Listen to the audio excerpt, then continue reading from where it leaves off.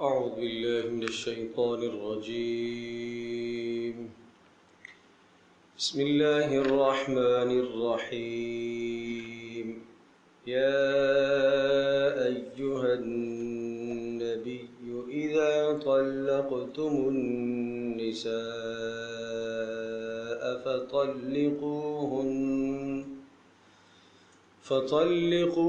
فطلقوهن لعدتهن وأحصوا العدة واتقوا الله ربكم لا تخرجوهن من بيوتهن ولا يخرجن إلا أن يأتين بفاحشة مبينة وتلك حدود الله ومن يتعد حدود الله فقد ظلم نفسه لا تدري لعل الله يحدث بعد ذلك امرا. یہ سورۃ الطلاق مدنی سورت ہے اور یہ 12 آیات پر مشتمل اور کل اس کے 2 رکوع ہیں. اور یہ سورہ مبارکہ شروع میں جب نازل ہوئی تو یہ طویل سورت تھی، جیسا کہ سورۃ النساء ہے. سورۃ النساء الکبریٰ اسے کہا جاتا تھا اور اس کو سورۃ النساء الصغریٰ کہا جاتا تھا، چونکہ اس کے اندر بھی عورتوں سے متعلقہ احکام ہے. سورۃ النساء جو قرآن کریم کی ترتیب کے اعتبار سے تیسری سورت ہے، اور سورۃ الطلاق کے اندر بھی عورتوں سے متعلقہ احکام ہیں، لیکن یہ قدرے اس سے چھوٹی تھی، مختصر تھی، تو اس لیے اس کو سورۃ النساء الصغریٰ کہا جاتا ہے اور اسے النساء سورۃ النساء الکبریٰ. اس کے بعد جیسے جیسے احکام کا نزول اور تسلسل ہوتا گیا تو اس سورۃ الطلاق کے اندر سے بہت سارے احکامات منسوخ کر دیے گئے اور اللہ تبارک و تعالیٰ نے ان آیات مقدسہ کو واپس لے لیا. منسوخ کی کئی صورتیں ہوتی ہیں. ایک یہ ہے کہ آیت بھی اللہ پاک واپس لے لے اور اس کا حکم بھی واپس لے لے، تو اس کو کہتے ہیں منسوخ الحکم والتلاوت جمیعاً، کہ حکم بھی منسوخ ہو گیا، اس کی تلاوت بھی منسوخ ہو گئی. معنی یہ کہ وہ ہمارے اس نسخے کے اندر، مصحف کے اندر، نہ وہ حکم باقی ہے اور نہ ان آیت کا لکھا ہوا ہونا باقی ہے. جیسا کہ عرض کیا کہ سورۃ الطلاق بڑی تھی لیکن اب مختصر ہے. نمبر 2، منسوخ التلاوت دون الحکم، کہ تلاوت منسوخ ہو جائے، حکم باقی رہے. جیسا کہ سورۃ النور میں دوسری آیت تھی الشیخ والشیخوخۃ اذا زنیا فرجموہما نکالا من اللہ واللہ عزیز حکیم. شادی شدہ مرد اور عورت جب زنا کرے تو ان کو رجم کر دو اور یہ اللہ کی طرف سے سخت سزا ہے. اب یہ آیت جو ہے، یہ تلاوت الشیخ والشیخوخۃ اذا زنیا، یہ قرآن کریم کے اندر موجود نہیں ہے، اس کا حکم موجود ہے. تو اس کو کہتے ہیں تلاوت منسوخ ہے، حکم کیا ہے؟ موجود ہے. اور تیسری صورت یہ ہوتی ہے کہ تلاوت موجود ہو، حکم منسوخ ہو جائے. تلاوت اس کی موجود ہے، جیسا کہ قرآن کریم کے اندر یہ آیت ہے یا ایھا الذین آمنوا، پیچھے بلکہ آپ پڑھ چکے ہیں سورۃ المجادلہ کے اندر، اذا ناجیتم الرسول فقدموا بین یدی نجواکم صدقہ، کہ جب رسول سے سرگوشی کرو تو تم کچھ نہ کچھ صدقہ کر دیا کرو. اب یہ آیت تو موجود ہے لیکن اس کا حکم کیا ہے؟ منسوخ ہو گیا.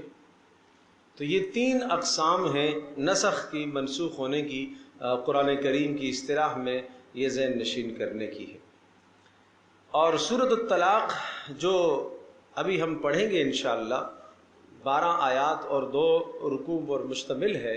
اس میں عائلی زندگی سے متعلقہ بڑے اہم مسائل اور احکام ہیں۔ خاص طور پر پہلا رکوع تو مکمل طور پر عائلی زندگی سے متعلق ہے۔ اس میں طلاق کے احکام، عدت کے احکام اور رضاعت کے مسائل، نان نفقہ، بیوی کو نان نفقہ دینا، رہائش دینا، کس قسم کی رہائش دی جائے، یہ سارے احکام یہاں تفصیل سے ذکر ہے۔ تو آئیے ہم شروع کرتے ہیں۔ سب سے پہلے یوں سمجھ لیجئے کہ اس صورت کا مدعا اور موضوع یہ ہے معاشرے کی اصلاح، معاشرے کی اصلاح، گرد و نواح کی اصلاح، ماحول کی اصلاح کے لیے سب سے پہلی ضرورت ہے کہ آپ اپنے گھر سے اصلاح کا آغاز کیجیے،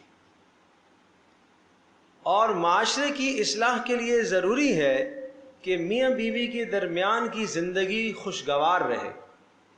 ایک خاندان وجود میں آیا، ایک خاندان تشکیل پا رہا ہے، میاں بیوی ہیں اور آگے ان کی اولادیں ہیں، یہ ایک گھرانہ ہے، یہ ایک کنبہ ہے اور یہ ایک معاشرے کا ایک حصہ ہے۔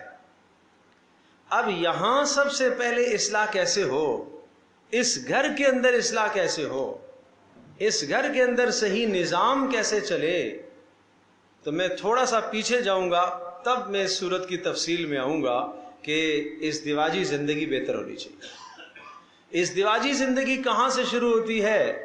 انتخاب رشتہ سے شروع ہوتی ہے۔ بڑی توجہ سے سننے کی باتیں ہیں۔ ازدواجی زندگی کا آغاز کہاں سے ہے؟ انتخاب رشتہ سے۔ انتخاب رشتہ کے متعلق جو قرآن ہمیں معیار بتاتا ہے، جو پیارے پیغمبر صلی اللہ علیہ وسلم کی مبارک زندگی سے انتخاب رشتہ کا ہمیں جو معیار ملتا ہے، وہ سب سے بہترین اور سب سے عمدہ معیار ہے، سب سے بہترین اور سب سے عمدہ معیار۔ آئیے رسول اکرم صلی اللہ تعالی علیہ وسلم کی سیرت طیبہ سے، آپ علیہ الصلاۃ والسلام کے ارشادات سے ہم دیکھتے ہیں کہ آپ نے انتخاب رشتہ کا معیار کیا سمجھایا۔ ہم پہلے لڑکی کو لے لیتے ہیں۔ ایک آدمی اپنے گھر میں اپنے بیٹے کے لیے لڑکی کا انتخاب کرتا ہے۔ کیسا انتخاب کرنا چاہیے؟ یا از خود کوئی آدمی رشتے کا انتخاب اپنے لیے کسی عورت کا کرتا ہے؟ میں ہمیشہ یہ بات عرض کیا کرتا ہوں، یہ جو گھر میں لے کر آ رہا ہے اسے سمجھنا چاہیے کہ اس کی 2 حیثیتیں ہیں۔ ایک حیثیت تمہاری بیوی ہونے کی ہے اور ایک حیثیت تمہاری اولاد کی ماں ہونے کی ہے۔ بیوی ہونے کی حیثیت وہ اس وقت تک ہے جب تک آپ کی زندگی گزر رہی ہے۔ اگر آپ نے زبان سے طلاق کا لفظ بول دیا تو بیوی کی حیثیت ختم ہو جائے گی۔ اب اسی طرح سے یہ دونوں غیر محرم اور اجنبی ہو جائیں گے جیسا کہ پہلے اجنبی تھے، اور اس شخص کے لیے گنجائش ہے کہ وہ اپنے لیے کسی دوسری عورت کا انتخاب کر لے، اور اسی طرح سے اس عورت کے لیے بھی گنجائش ہے کہ وہ اپنے لیے کسی اور مرد کا انتخاب کر لے۔ لیکن دونوں کے میلاب کے نتیجے میں جو اولاد وجود میں آئی ہے، اس اولاد کے لیے گنجائش نہیں ہے کہ یہ اس ماں کو چھوڑ کر کسی اور ماں کا انتخاب کرے، یہ اس باپ کو چھوڑ کر کسی اور باپ کا انتخاب کر لے۔ اب ماں باپ ان کے یہی۔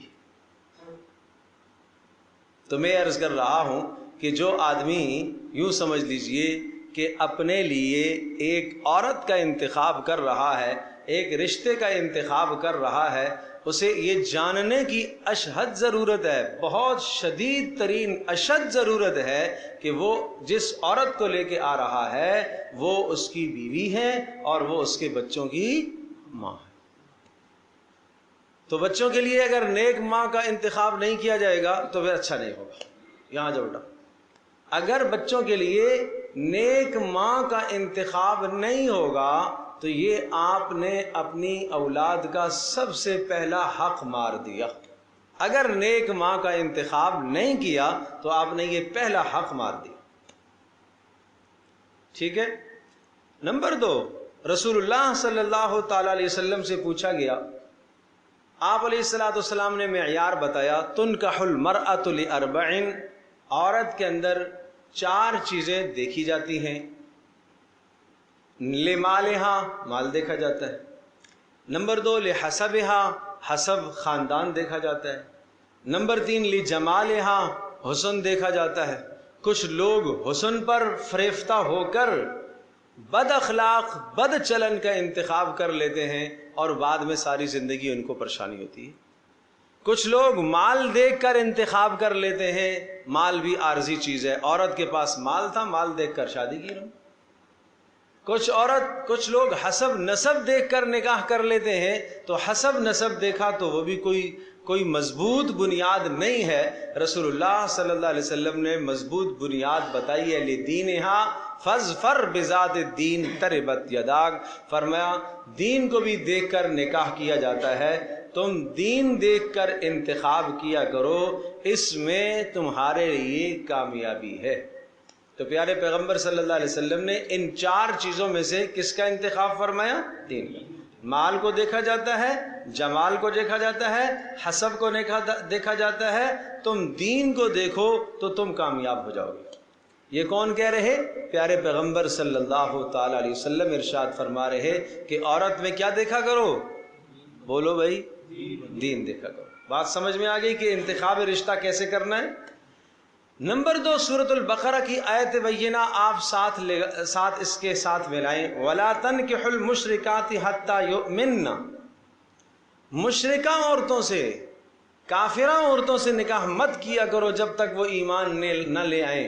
وَلَا أَمَةٌ مُؤْمِنَةٌ خَيْرٌ مِّن مُشْرِكَةٍ وَلَوْ أَعْجَبَتْكُمْ، فرمایا ایک لونڈی ہی، ایک باندی ہی، ایک کنیز ہی سے ہی، وہ تمہارے لیے اگر وہ صاحب ایمان ہے، صاحب اخلاق ہے، صاحب کردار ہے، وہ تمہارے لیے بہتر ہے اس کافرہ عورت سے، اس مالدار عورت سے کہ جس کا حسن و جمال تمہیں بھا گیا ہے، اس سے زیادہ بہتر ہے۔ بھلے وہ غریب گھرانے سے تعلق رکھتی ہے، بھلے وہ مالدار نہیں ہے، لیکن اس کے پاس ایمان کی دولت ہے، اس کے پاس اخلاق و کردار کی دولت ہے، وہ پردے سے سجی ہوئی ہے، تو یہ تمہارے لیے بہتر ہے کس سے؟ اس مالدار سے، اس کافرہ سے، اس بد کردارہ سے کہ جس کے حسن کو دیکھ کر آپ فریفتہ ہوگے، اس سے زیادہ بہتر ہے۔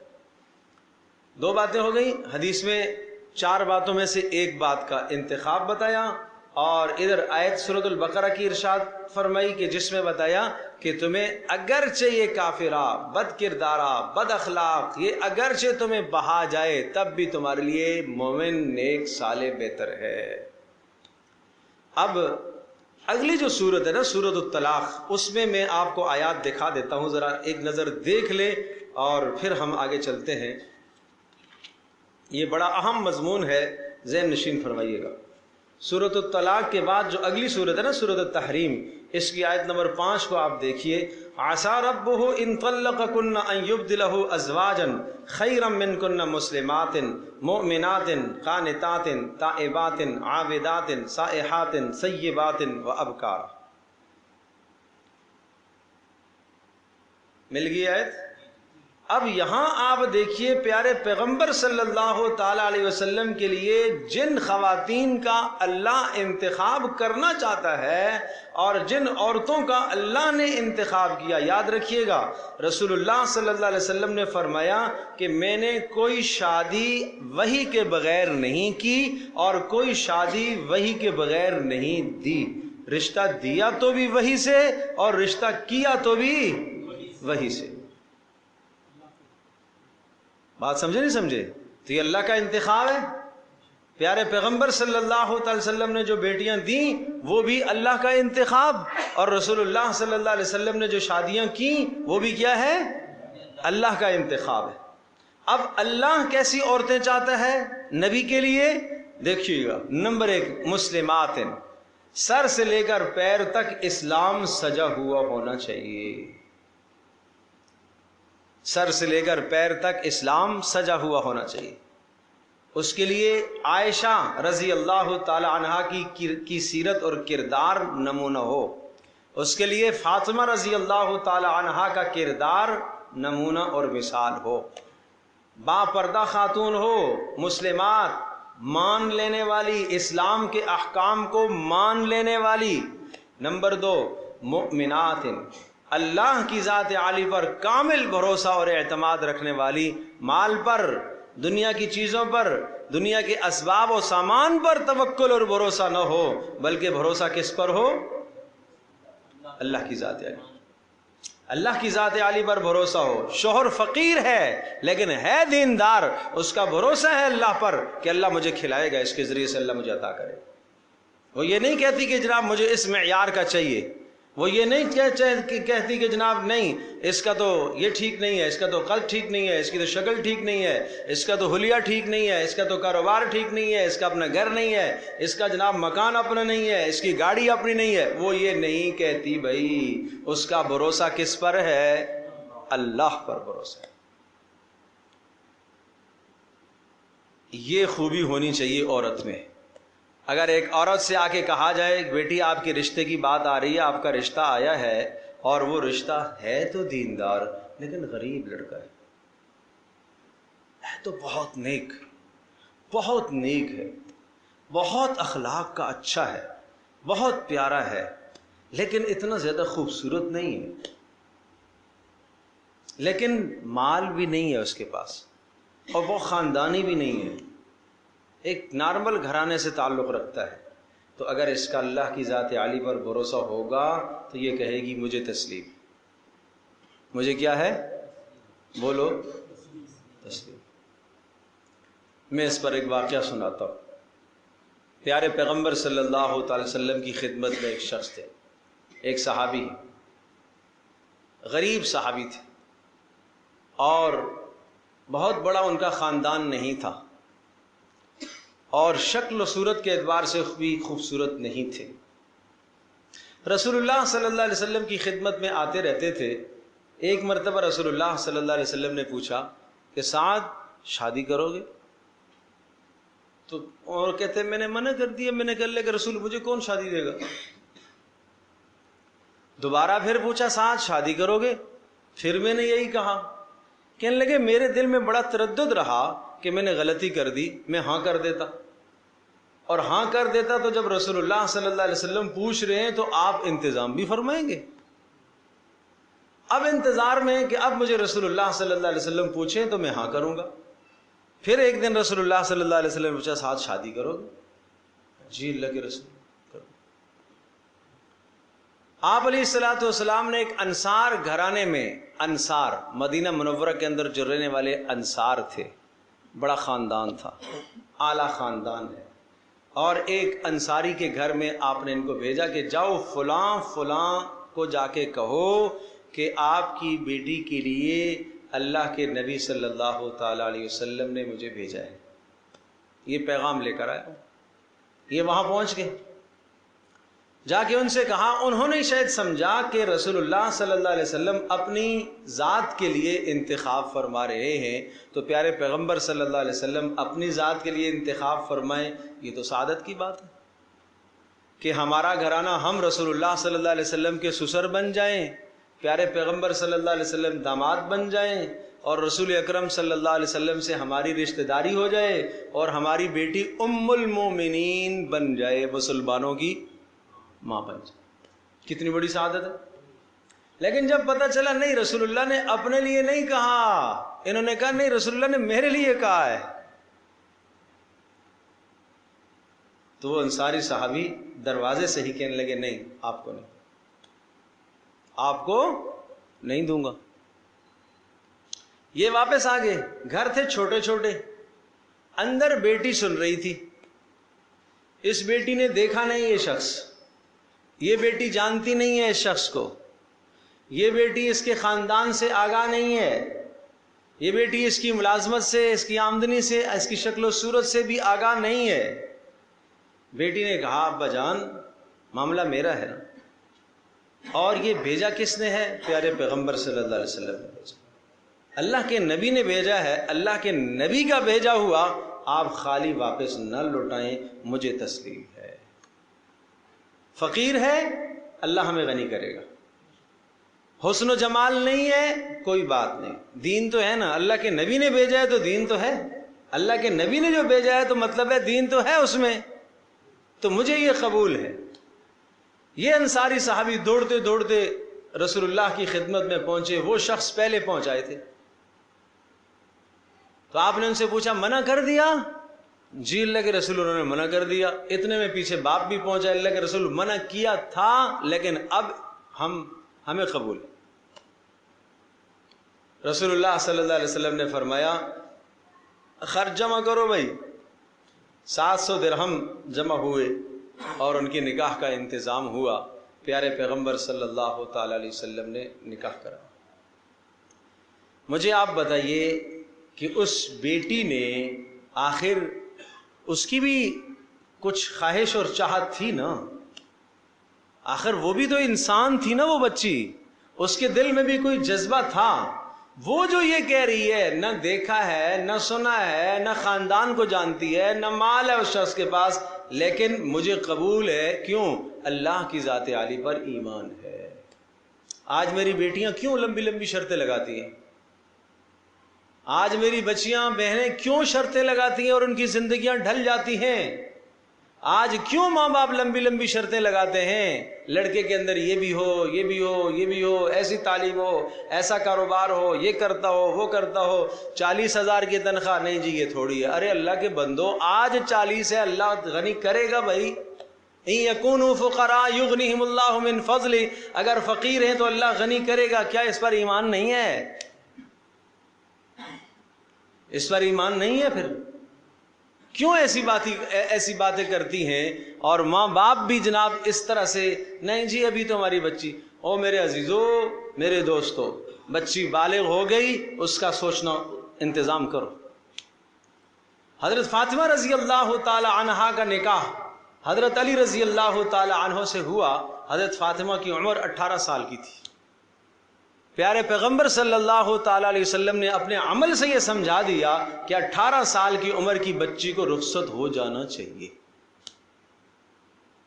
28 سال کی نہیں، 38 سال کی نہیں، 48 سال کی نہیں، 18 سال کی بچی کو گھر سے رخصت ہو جانا چاہیے۔ یہ اس کی عفت، یہ اس کی پاک دامنی، اور عفت اور پاک دامنی کے ساتھ ساتھ یہ اس کی ضرورت، یہ اس کی کیا ہے؟ ضرورت ہے۔ کیوں ظلم کرتے ہو اپنی بچیوں کے ساتھ؟ کیوں زیادتیاں کرتی ہیں، ظلم اور زیادتیاں کرتی ہیں بچیاں اپنے ساتھ، بیٹیاں اپنے ساتھ کیوں زیادتیاں کرتی ہیں؟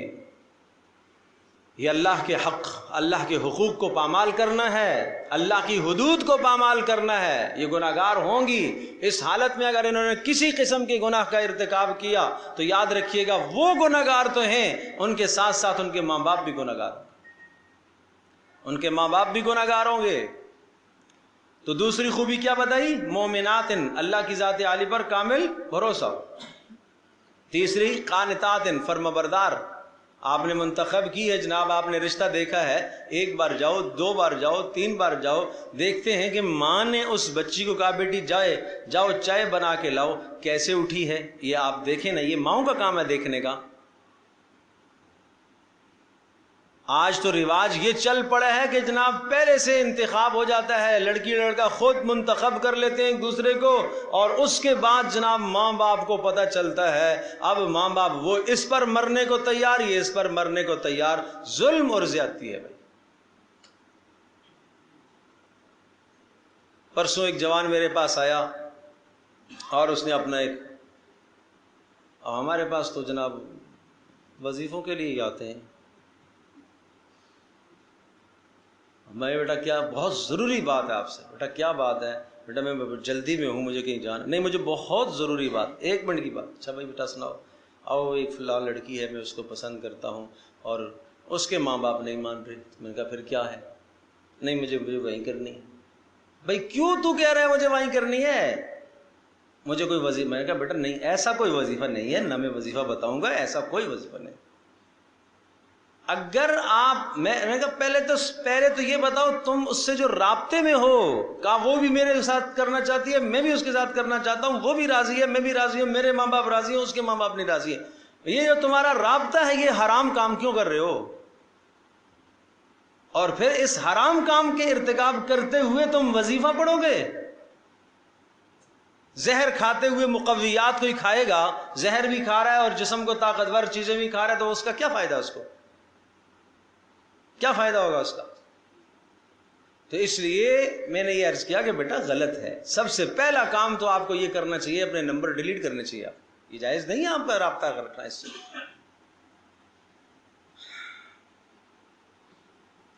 یہ جوان آج کل بچے بچیاں تو محبت ہے نا، یہ تو ہم محبت کرتے ہیں. محبت تو اللہ نے بھی کی ہے اپنے رسول سے. اور میرے پیارے وہ محبت اور ہے، وہ محبت ہے. یہ جو تو کر رہا ہے یہ محبت نہیں ہے، یہ خواہش ہے. اس خواہش کا نام تو محبت دے رہا ہے. محبت کوئی اور شے ہوتی ہے. محبت کی تو تجھے ہوا بھی نہیں لگی ہے. محبت کے لیے گھر میں ماں نہیں ہے، ماں تڑپتی ہے اس کے لیے. محبت کے لیے گھر میں بہن نہیں ہے، بہن تڑپتی ہے اس کے لیے میرا بھائی کب آئے گا.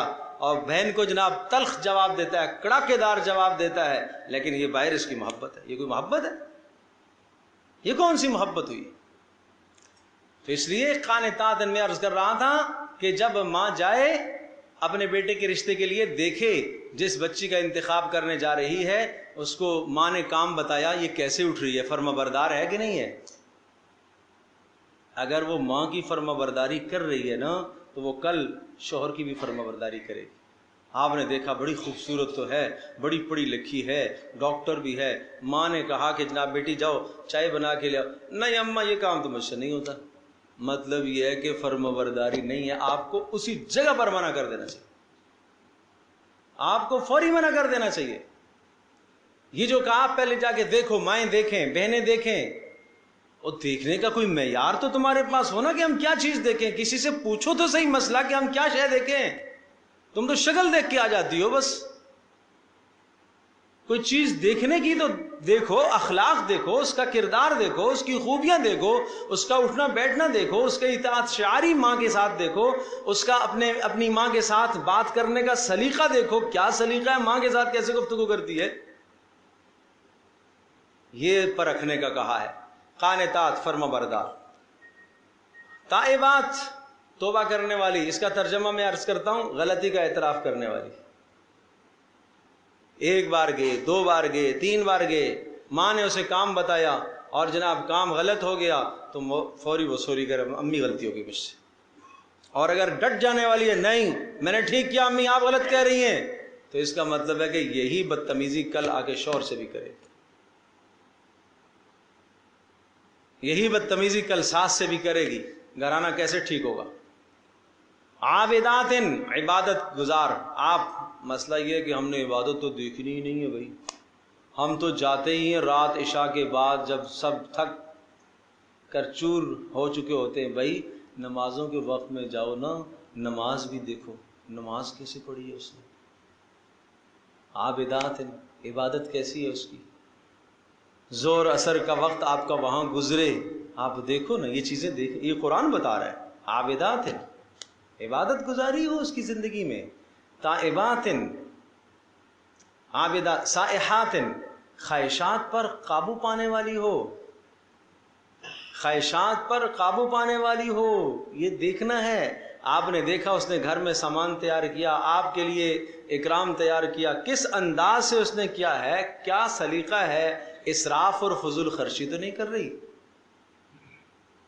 کل میرے بیٹے کی جناب آمدنی تھوڑی ہے، اس تھوڑی آمدنی پر یہ گزر بسر کیسے کرے گی؟ خواہشات پر قابو پانے والی ہے کہ نہیں؟ یہ ہے بات. سیبات و ابکارا، 6 نشانیاں یہ بتائیں، مسلمات، مومنات، قانتات، تائبات، عابدات، سائحات. اس کے بعد کہا سیبات و ابکارا.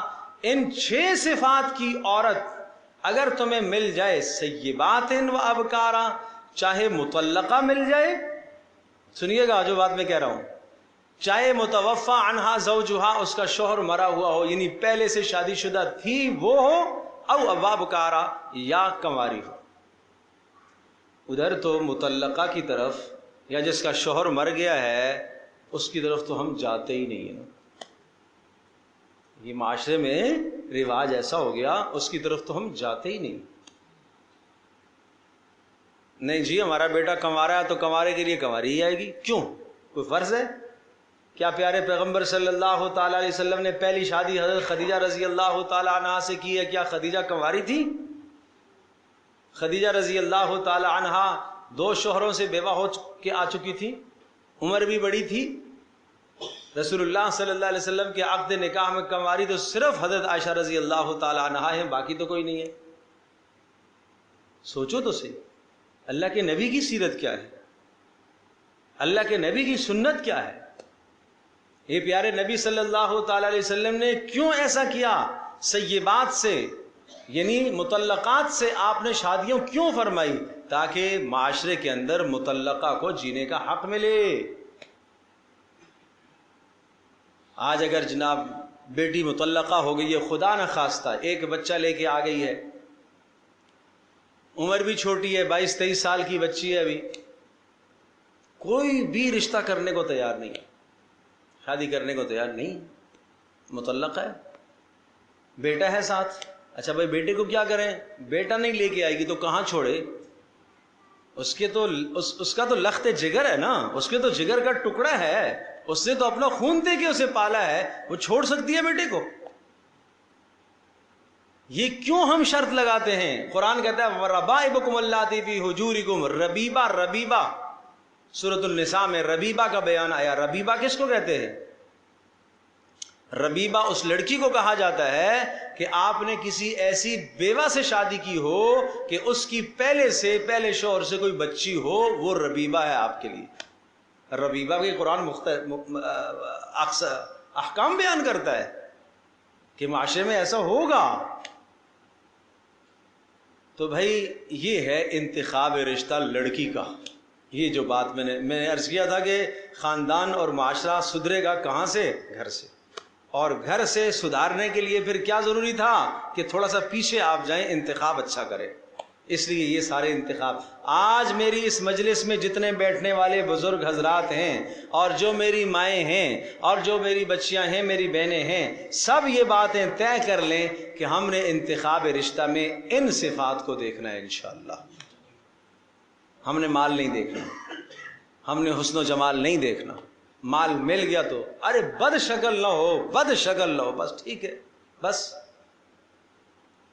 کیا کرنا ہے؟ یہ اچھے کردار، اچھے اخلاق کی مالکہ ہے، آپ کے ساتھ زندگی گزر رہی ہے اور جناب فرما بردار ہے، مطیع ہے. آپ گھر میں داخل ہوتے ہیں، آپ کو عزت سے دیکھتی ہے، آپ کی خدمت کرتی ہے، آپ کے بچوں کی خدمت کرتی ہے، آپ پر جان نچھاور کرنے کے لیے تیار ہے.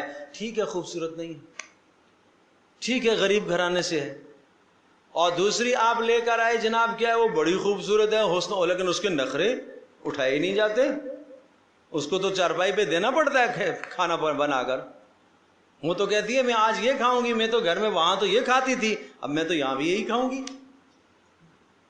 آپ مجھے بتاؤ نا، آپ کا سکون، آپ نے سکون کے لیے شادی کی ہے تو آپ کا سکون کس میں ہے؟ جو آپ کی فرما بردار ہو بھائی. اب آئیے انتخاب لڑکے کا انتخاب کیسے کرنا ہے؟ اس کے لیے رسول اللہ صلی اللہ علیہ وسلم کی کیا تعلیمات ہیں؟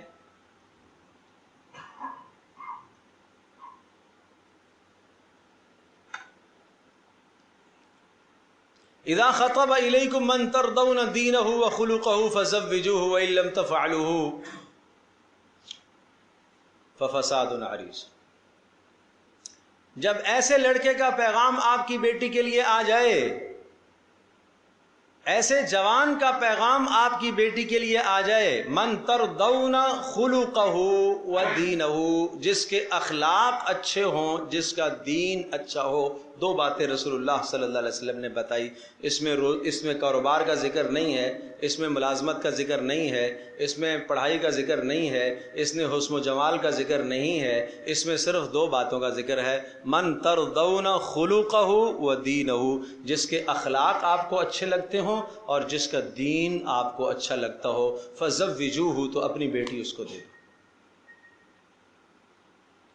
اپنی بیٹی اس کو دے دو. بات سمجھے بھائی؟ بڑا عجیب المیہ ہے، بہت عجیب المیہ ہے یہاں پر. ایک آدمی دیندار نہیں ہے، مالدار ہے، دیندار نہیں ہے، خوبصورت ہے، دیندار نہیں ہے، اور اس کے پاس گاڑی بنگلہ سب کچھ موجود ہے. پیغام آیا، یہاں استخارے بھی ٹھیک ہو جاتے ہیں فوری، یہاں استخارے بھی ٹھیک ہو جاتے ہیں. اب پتہ کیا کہتے ہیں؟ عجیب بات ہے، بہت اعجب، اور مجھے بڑا تعجب ہوتا ہے ایسی بات پر. یہاں ہم کہتے ہیں اللہ ہدایت دینے والا ہے، اللہ ہدایت دے دے گا اس کو. ٹھیک ہے، اللہ ہادی ہے نا، اللہ ہادی ہے نا، ہدایت دینے والا اللہ، اللہ ہدایت دے دے گا. کوئی بات نہیں، رشتہ کر لیتے ہیں، اللہ ہدایت دے گا انشاءاللہ، اللہ ہدایت دے گا. ٹھیک ہے جی. ایک غریب رشتہ آیا، اخلاق اچھے ہیں، کردار اچھا ہے، مال نہیں ہے بیچارے کے پاس، ہے غریب. یہاں استخارہ بھی منع ہو جاتا ہے. کیا کہتے ہیں؟ کیا کریں جی، دنیا میں ہم نے، ہماری بیٹی کچھ کھائے بھی کی تو صحیح نا، بیٹی نے کچھ کھانا بھی تو ہے، یہ تو بیچارہ کنگلا ہے. اللہ کے ہادی ہونے پر تو ایمان ہے ادھر، اللہ کے رزاق ہونے پر ایمان نہیں ہے. کہتے ہیں اللہ ہدایت دے گا، اس بد اخلاق بد کردار کو اللہ ہدایت دے دے گا، لیکن یہ نہیں کہتے کہ اللہ رازق ہے، اللہ رزاق ہے. چلو غریب ہے کوئی بات نہیں، اخلاق اچھے ہیں، دین اچھا ہے، ہم اپنی بیٹی سے دے دیتے ہیں، اللہ رازق ہے، اللہ کھلائے گا. یہاں تمہیں اللہ کیوں نہیں یاد آتا؟ تو یہ رسول اللہ صلی اللہ علیہ وسلم کی تعلیم ہے کہ ایسے لڑکے کا اگر پیغام آپ کے پاس آیا، من ترضون دینہ وخلقہ، جس کے دین سے اور اخلاق سے آپ کو اطمینان ہو تو اپنی بیٹی دے دو. تو اخلاق اچھے ہوں گے تو آپ کی بیٹی کو اچھا رکھے گا، دین اچھے ہوں گا، دین اچھا ہوگا تو حقوق اللہ کی رعایت کرے گا، اور اخلاق اچھے ہوں گے تو حقوق العباد کی رعایت کرے گا. معاشرے میں جینے کے لیے یہی دو چیزیں چاہیے کہ ایک آدمی حقوق اللہ کی رعایت بھی کرتا ہو اور حقوق العباد کی رعایت بھی کرتا ہو. تو اب میں پھر یہ بات کہوں گا، اور میں پھر بھی یہ کہوں گا کہ میری بیٹیاں اور میری بچیاں اور میری بہنیں اور میری مائیں، جن گھروں کے اندر بیٹیاں جوان ہو چکی ہیں، اگر ایسا رشتہ آپ کے پاس آ گیا جس کے دین اور اخلاق سے آپ مطمئن ہیں، تو آپ مال کا انتظار نہ کیجئے، آپ نوکری کا انتظار نہ کیجئے. آپ یہ نہ کہیے کہ بیٹی کی ڈگری بڑی ہے، اس کی ڈگری چھوٹی ہے، یہ ذرا اوپر کی ڈگری کا ہوگا تو ہم لوگوں کو کیا دکھائیں گے کہ ہمارا داماد کیا کرتا ہے. بھائی ہم لوگوں کو کیا دکھائیں؟ کیوں یہ باتیں کہتے ہیں؟ کیوں اس قسم کی باتیں ہم سوچتے ہیں؟ یہ غلط سوچ ہے، یہ غلط سوچ ہے. تو طے کرو کہ اگر کوئی ایسا مناسب رشتہ آ جائے گا تو ہم انشاءاللہ اپنی بیٹی کا رشتہ دے دیں گے. نہیں بھائی انشاءاللہ نہیں آئی، ڈر گئے سارے. میرے عزیزو، میرے بزرگوں، میرے پیاروں، میں کیا بتاؤں آپ کو، آپ غلط فیصلہ کر رہے ہو، آپ غلط فیصلہ کر رہے ہو، آپ غلط سوچ رہے ہو. نہ غلط سوچو. یہ بیٹیوں کی زندگیاں ڈھل جائیں گی، یہ بیچاریوں کی جوانیاں ڈھل جائیں گی، وہ شرم کے مارے نہیں بولیں گی. آخر کب تک آپ ماں باپ کا سایہ سہارا اللہ تعالیٰ دیر قائم رکھے، لیکن آخر کب تک ہوگا؟ ماں باپ کا سایہ چلا گیا تو آپ کا کیا خیال ہے بھابیاں سنبھالیں گی ان کو؟ میں ایسے گھرانے بھی جانتا ہوں، رلتی ہیں بیچاری، جوانیاں ڈھل گئیں، اب بھابھیوں کے رحم کرم پر وہ جی رہی ہیں بیچاری، بھابھیوں کے رحم کرم پر. اور بھابھیاں دبا کے گھر کے اندر ماسیوں والا کام لیتی ہیں. اخلاق چونکہ وہاں پر بھی نہیں ہے نا، دین تو ان کے پاس بھی نہیں ہے. وہ یہ کہتی ہیں میرے شوہر کا کھاتی ہے تو میرے شوہر کا کھاتی ہے تو گھر کا کام تو کرے. حالانکہ وہ یہ نہیں جانتی کہ یہ جو میرا شوہر ہے، میرے اور اس کے درمیان کا تعلق ایک لفظ سے جدا ہو جائے گا، لیکن یہ اس کی بہن ہے، بہن بھائی کا تعلق ساری زندگی نہیں کٹے گا. کٹے گا؟ وہ مثال میں عرض کیا کرتا ہوں، حجاج ابن یوسف کے زمانے کی بات ہے، اور رات میں اس نے کہہ رکھا تھا کہ کوئی بھی باہر پکڑا جائے تو اس کو گرفتار کرو. ایک مرتبہ رات جو ہے وہ پولیس گشت کر رہی تھی تو کچھ لوگ پکڑے گئے. ایک عورت ہے اور اس کے ساتھ 3 آدمی پکڑے گئے, لے آئے پکڑ کے. صبح دربار میں حاضر کیا تو کہا یہ کون ہے؟ تو اس عورت نے کہا یہ ایک میرا شوہر ہے, ایک میرا بھائی ہے, ایک میرا بیٹا ہے. تینوں محرم رشتے ہیں. ٹھیک ہے, لیکن تم رات میں اس حال میں گھوم رہے تھے اور شکوک اور شبہ لوگوں کو ہو رہا تھا کہ شاید کوئی ناجائز معاملہ ہے, لہذا سزا دی جائے گی. کیا سزا دی جائے گی؟ ایک آدمی آپ اپنے ساتھ لے جا سکتی ہو, 2 کو میں قتل کروں گا. حجاج بن یوسف تو ایسا ہی تھا. ایک تم لے جا سکتی ہو, انتخاب کر لو, شوہر کو لے جانا چاہتی ہو, بیٹے کو لے جانا چاہتی ہو, بھائی کو لے جانا چاہتی ہو. اس نے کہا میں بھائی کو لے جانا چاہوں گا. کہا کیوں؟ کہا شوہر اور آ جائے گا, بیٹا بھی اور آ جائے گا, بھائی یہی ہے, بھائی اور نہیں آ سکتا. تو حجاج ابن یوسف نے اس اچھے انتخاب کی وجہ سے کہا کہ جاؤ اپنے شوہر کو بھی لے جاؤ, بیٹے کو بھی لے جاؤ. حسن انتخاب. بہرحال یہ بات ضمن میں آ گئی تھی. تو بھائی یہ ہے بنیاد, رشتوں کی بنیاد یہ ہے. اس بنیاد کو سامنے رکھ کر آپ رشتے کیجیے. اب یہ رشتہ جب ہو گیا, دیکھ داکھ کے آپ نے رشتہ کیا, بہت اچھی طرح سے دیکھا ہے, لیکن قرآن نے آپ کے پاس یہ چانس رکھا ہے, شریعت نے آپ کے پاس یہ گنجائش رکھی ہے کہ اتنا دیکھ کر اگر آپ نے رشتہ کیا, پھر بھی اگر کہیں غلطی ہو گئی اور بعد میں پتہ چلا کہ ہمارا نباہ اس کے ساتھ نہیں ہو سکتا, جوان کہے میرا نباہ اس کے ساتھ نہیں ہو سکتا, ہر ممکنہ کوشش کرنے کے بعد اب وہاں ممکنہ کوشش کیا ہوگی؟ نکاح تو ہو گیا. اب ممکنہ کوشش کیا ہے؟ اس عورت کو رائے راست پر لانے کا طریقہ کار کیا ہے؟ یہ ایک پوری ایک تدبیر ہے اور ایک تدریج ہے. تدریج کیسے کہ اب فعظوہن, قرآن کہتا ہے اس عورت کو رائے راست پر لانا ہے. ابھی میں یہاں صورت پہ نہیں آیا, ابھی میں باہر کی باتیں کر رہا ہوں جو پیچھے آ چکی ہے.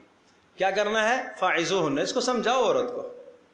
آپ نے دیکھ کے انتخاب کیا تھا لیکن اب اس کی حالت بدل گئی ہے, یا یہ ہے کہ آپ کو غلطی لگ گئی. فعظوہن, کیا کرو؟ اس کو سمجھاؤ. اگر سمجھانے سے یہ باز آ جاتی ہے تو ٹھیک ہے, نہیں باز آتی تو پھر ایک سمجھانے کے بعد آپ نے سمجھانے کی ساری حد کر دی.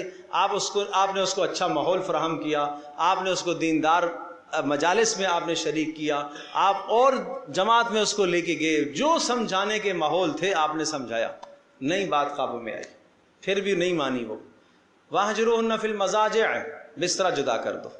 بستر جدا کرنے سے مراد ایک ہی کمرے کے اندر الگ الگ سونا مراد ہے, یا الگ الگ کمرہ ہو جائے, یہ طلاق مراد نہیں ہے. یہ گھر کی 4 دیواری کے اندر میاں بیوی کی جو آپس میں تھوڑی سی نوک چوک ہو گئی ہے, وہ اس طرح سے شوہر اس ناراضگی کا اظہار علیحدہ ہو کر لے. اور غیرت مند خاتون کے لیے یہ بڑی ناگواری کی بات ہے کہ آج میرا شوہر مجھ سے علیحدہ کیوں سو رہا ہے, آج وہ علیحدہ کیوں ہوا ہے. بس یہ ناراضگی اس پر شاک گزرے گی اور وہ اپنی بری عادت سے باز آ جائے گی اور معاملہ درست ہو جائے گا. لیکن اگر یہ اصول بھی کارآمد ثابت نہیں ہوا تو تیسرا اصول بتایا وَاضْرِبُوهُنَّ, مناسب سزا بھی دے سکتے ہو. لیکن اس سزا میں اعتدال بتایا. سزا کیسی؟ منہ پر نہیں مارنے کا, نازک حصے پر نہیں مارنے کا. ایسی مار مت مارو جس سے چوٹ پڑ جائے جسم میں, زخم لگ جائے جسم میں, یہ مار مت مارو.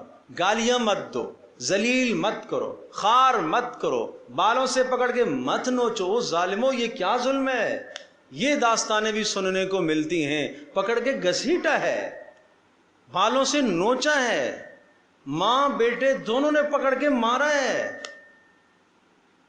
بہو نے بھی کردار ادا کیا. وہاں یہ کیا ظلم ہے بھائی, یہ کیا ظلم ہے, بڑا ظلم ہے یہ. تو مار کا ایک حد بتائی, مناسب ایک طریقہ بتایا, اس سے آگے نہیں جانے کا ہے.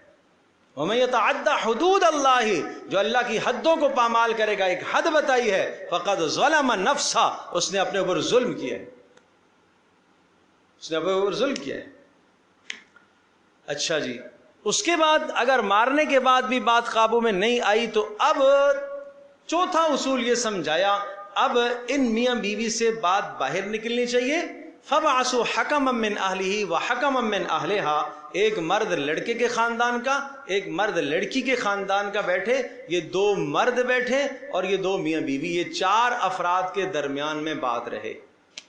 ان یریدا اصلاحا، اگر دونوں اصلاح چاہتے ہیں تو اللہ پاک ضرور توفیق دے گا اصلاح کی۔ اور کبھی کبھی ایسا ہوتا ہے مرد بھی اس کے ساتھ زندگی گزارنا چاہتا ہے، عورت بھی اس کے ساتھ زندگی گزارنا چاہتی ہے، لیکن بیچ میں کچھ ایسی رنجش آ گئی ہے کہ اس کو ہٹانے کی ضرورت ہے۔ تو یہ دو آدمیوں کو ثالث بنایا گیا، دو آدمی ثالث بن کر اس رنجش کو دور کریں اور باہمی زندگی گزاریں۔ اگر ان دو آدمیوں نے یہ فیصلہ کیا کہ نہیں بھائی بات سنورنے کی نہیں ہے، سدھرنے کی نہیں ہے، یہ نہ اس کے ساتھ رہنا چاہتا ہے نہ وہ اس کے ساتھ رہنا چاہتی ہے، اب جا کے چوتھے مرحلے کے بعد پانچواں مرحلہ آیا ہے طلاق کا۔ کس کا مرحلہ آیا؟ تو میں نے کیا کہا، یہ تدریج ہے، پہلے سمجھایا، پھر جناب بسترا جدا کیا، پھر مناسب سزا بھی دی، پھر جناب دو آدمیوں کو بھی بٹھایا، اس کے بعد جا کے طلاق کا معاملہ آئے گا۔ یہاں تو آپ جانتے ہیں، سنتے ہیں معاشرے میں، آج نکاح ہوا تیسرے دن طلاق ہو گئی۔ کب سمجھایا اس نے؟ چوتھے دن طلاق ہو گئی۔ نکاح ہوا، رخصتی ہونے سے پہلے ہی طلاق ہو گئی۔ یہ کتنا بڑا ظلم ہے۔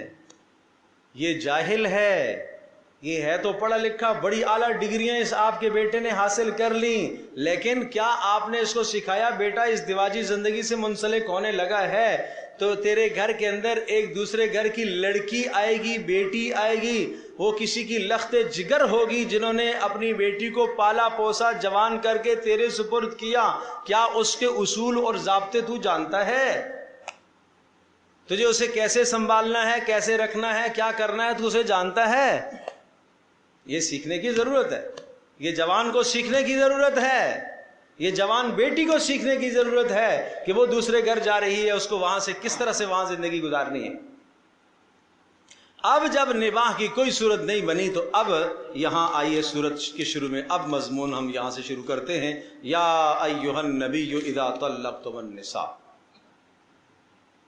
پیچھے تدریجی مسائل سارے ذہن نشین کر لیا آپ نے۔ اس طلاق سے پہلے تدریج ہے کہ سمجھانا ہے، بستر جدا رکھنا ہے، ضرب کرنی ہے، پٹائی مناسب، اور اس کے بعد دو ثالث مقرر کرنے ہیں۔ اگر وہ چاروں اصول ناکام ہو گئے تو پھر اب آ جاؤ طلاق دے دو۔ لیکن میرے عزیزو، طلاق کا طریقہ بھی سمجھایا، طلاق کا اصول سمجھایا۔ کیسے؟ میں پہلے خلاصہ زبانی عرض کرتا ہوں، پھر میں آیات میں آؤں گا۔ طلاق اگر دینا چاہتے ہو تو نمبر 1، طلاق پاکی کی حالت میں دینا۔ نمبر 1، پاکی کی حالت میں، حیض کی حالت میں طلاق نہیں دینا۔ نمبر 2، طلاق جب آپ نے دینی ہے پاکی کی حالت میں دینا۔ نمبر 2، ایک طلاق دینا۔ کیا کرنا ہے؟ ایک طلاق دینا، پاکی کی حالت میں دینی۔ نمبر 3، ایسی پاکی کہ جس پاکی میں آپ نے قربت نہ کی ہو، اس دیواجی تعلق قائم نہ کیا ہو۔ جیسی ہی عورت حیض سے پاک ہوئی ہے، پاکی حاصل ہوئی ہے، اس نے نماز پڑھی ہے، قربت نہیں کی، اب طلاق دینے کا حکم۔ اگر آپ نے سوچ ہی لیا، فیصلہ کر ہی لیا، تو آج جیسے ہی وہ پاک ہوئی تو آپ اسے طلاق دے دو۔ تو پھر آپ مجھے یہ بتائیے کہ یہ غصے میں دینے کا کام ہے؟ نہیں سمجھے بات؟ یہ تو سوچ سمجھ کے فیصلہ کرنا ہے نا۔ کیا ایک آدمی کو غصہ آ گیا، جی غصہ آ گیا تو میں کیا کیا، وہ میں جا گیا بازار میں، جا کے غصے میں نے شادی کر لی۔ کبھی سنا ہے آپ نے؟ غصے میں نے شادی کر لی، طلاق غصے میں دے دیتے ہیں۔ ایک جوان اس دن میرے پاس آیا، مول صاحب بڑی لمبی چوڑی اس نے تمہید باندھی، او جی سخت غصہ تھا اور میں آپے سے باہر تھا اور سمجھ لیں کہ میں پاگل تھا۔ اچھا پاگل تھا؟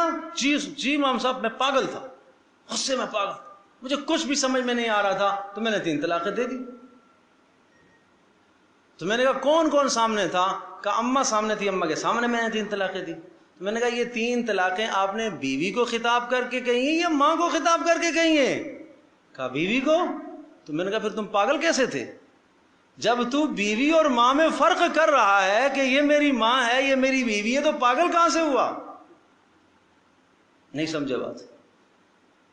تو یہ تو سب ہیلے بہانے ہوتے ہیں بعد میں کہ مولوی صاحب پاگل تھا، بس غصے میں پاگل تھا، بس ایسا تھا کہ ویسا تھا۔ اب ساری پاگلوں کی گارنٹیاں لے آتے ہیں، اور میں کہتا ہوں کہ اگر کسی ڈاکٹر سے ان کو پاگل کی گارنٹی ملے تو وہ بھی لے آئیں گے میں پاگل تھا اس وقت۔ کیوں؟ اس لیے کہ جناب واپس جانا ہے اسی بیوی کے ساتھ، لیکن 3 طلاقیں دے دی ہیں، راستے سارے بند کر دیے۔ اس لیے قرآن کیا کہتا ہے کہ تم پاگل نہ بنو، تم ہوش و حواس سے کام کرو۔ یہ پہلے تدریجی مسائل سارے تم نے کر لیے، اب اگر تم نے طلاق دینی ہے تو پہلا کام تو تم نے یہ کرنا ہے، فیصلہ آپ نے کیا ہے طلاق دینے کا، طے کر لیا آپ نے طلاق دینے کا، 2 ثالث بھی مقرر ہو گئے، طے کر لیا ہے، تو اب تم اس کا دیکھو پاکی میں ہے، ہاں پاکی میں تو ہے، لیکن اس پاکی میں آپ نے قربت کی ہے، جی قربت بھی کر لی، پھر چھوڑ دو اگلی پاکی آنے دو۔ نہیں سمجھے بات؟ پھر چھوڑ دو، اگلی پاکی آنے دو، اگلی پاکی آنے دو۔ اتنے دنوں میں پھر سوچنے کا آپ کو اس کو موقع ملے گا۔ تم نے فیصلہ کیا ہوا ہے اور تم نے اس کو بتا دیا کہ بھائی اگلی پاکی میں طلاق دوں گا، تو شاید وہ سمجھ جائے، شاید آپ کو سوچ آ جائے، بچوں کی رعایت آپ کو آ جائے۔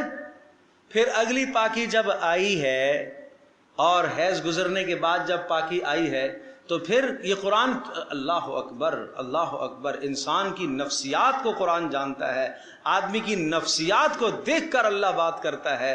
یہ جانتا ہے، اللہ پاک جانتا ہے خوب کہ جب یہ عورت پاک ہو کے آتی ہے، جس دن اس کو پاکی حاصل ہوئی اور وہ اس نے نماز پڑھی تو مرد کو اس کی طرف رغبت ہوگی، مرد کو اس کی طرف کیا ہوگی؟ رغبت ہوگی۔ تو حکم دیا کہ نہیں، اب ذرا تجھے سوچنا پڑے گا طلاق دینے سے پہلے، اب تجھے سوچنا پڑے گا۔ اب رغبت آئی اور اس نے تعلق قائم کر لیا اور فیصلہ کیا ہوا تھا طلاق دینے کا، اب پھر حکم ہے کہ نہیں، اگلی پاکی کا انتظار کر۔ بتاؤ کتنا شریعت سوچنے کا موقع دے رہی ہے، کتنا سوچنے کا موقع دے رہی ہے۔ اور پھر پاکی میں طلاق دے دے، لیکن کتنی دینی ہے؟ 1، بس 1 دینی ہے۔ تو اس کا فائدہ کیا ہوگا کہ تیرے پاس رجوع کی گنجائش موجود ہے۔ اگر 3 ماہواریاں اس کی گزریں اور 3 ماہواریوں سے پہلے 3 ماہواریاں چاہے 2 مہینوں میں گزر جائیں یا 3.5 مہینوں میں گزر جائیں، 3 ماہواریاں اگر وہ گزر جاتی ہیں، 3 سے اندر یہ اتنا بول دے کہ میں نے رجوع کر لیا یا صرف اس دیواجی تعلق قائم کر لے تو رجوع ہو جائے گا۔ کیا معاشرے کو پتہ چلے گا؟ خاموش، گھر کے اندر ہی معاملہ نبٹ گیا۔ لیکن اب یہ 2 کا مالک رہ جائے گا، 1 استعمال کر چکا، 2 کا مالک رہ جائے گا۔ ادھر سے اس کو یہ بھی سوچنا ہے۔ اور اگر 3 ماہواریاں گزر گئیں اور اس نے رجوع اس سے نہ کیا تو یہ اس سے جدا ہو جائے گی، لیکن ایک چانس پھر بھی موجود ہے کہ جدا ہو جانے کے بعد بھی اگر یہ دوبارہ تجدید نکاح کرنا چاہیں تو تجدید نکاح کی صورت بھی موجود ہے۔ یہ ہے اسلامی حکم، یہ ہے شریعت کا حکم طلاق کا۔ تو اگر یہ غصے میں آ گیا، اور غصے میں جناب میں تو حیران ہوتا ہوں کہ غصے میں تجھے لفظ طلاق کیسے یاد آیا بھائی؟ یہ نہیں بھولا تجھے؟ غصے میں تمہارے سامنے بیوی تجھے کیسے یاد آئی؟ تجھے کیسے پتا چلا کہ طلاق کے کہنے سے یہ مجھ سے جدا ہو جائے گی؟ یہ غصہ کون سا ہے؟ یہ کون سی قسم ہے غصے کی؟ یہ پاگل پنے کی کون سی قسم ہے بھائی کہ جس میں یہاں بیوی کو جدا کرنے کے سارے ذرائع سمجھتا ہے، باقی سب غصہ ہے، باقی کچھ بھی پتہ نہیں ہے کہ جناب یہ سامنے کون بیٹھا ہوا ہے کون نہیں بیٹھا ہوا ہے، بیوی کا پتہ ہے اس کو۔ یہ کون سا پاگل پنا ہے؟ یہ سب شیطانی ہیلے ہیں، یہ سب بہانے ہیں بھائی۔